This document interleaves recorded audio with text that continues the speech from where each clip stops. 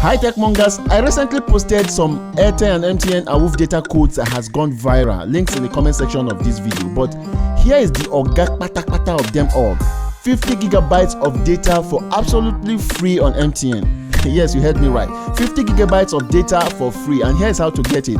But before we let the cat out of the bag, click on the follow button right now and like this video. You might also want to save this for later. Go to your Play Store and download my MTN NG app. Open it and register with your phone number and you will be greeted with this.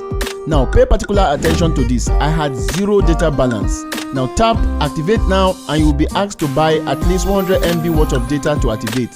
Buy the 100 MB for 100 naira and voila, 50 gigs of data for free. However, there's a caveat. Trust MTN Nigeria, this data is valid for only 24 hours. So if I were you, I will run that 3.6 gigabyte system software update that has been pending.